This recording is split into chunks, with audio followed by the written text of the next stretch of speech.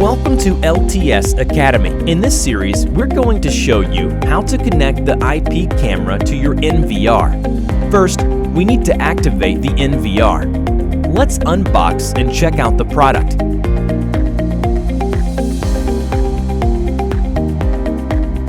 You will see an LTS NVR. A small box which includes a power cord, a Cat5 cable, a 3-year warranty, a QR code card, and a mouse.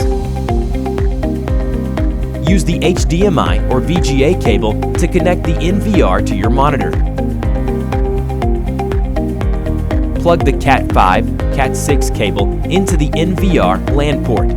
Then connect the other end of the cable to the router to get internet, so you can get the remote access to the surveillance system.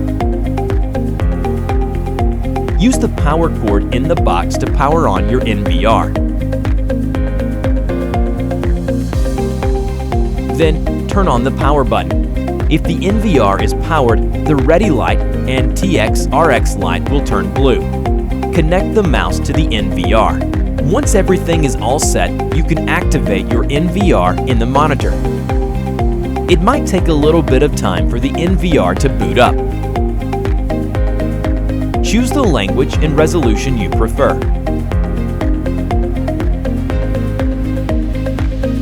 Create your password and channel default password. The channel default password is for the IP cameras.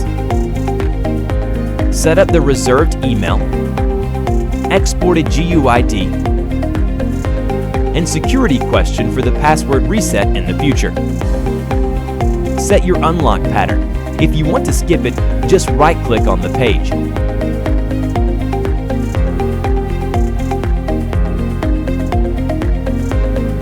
You can enable the DHCP or input the IP address manually. Activate the hard drive if you need. You can activate and add your camera here. Enable the PT Cloud to get the remote access to the surveillance system.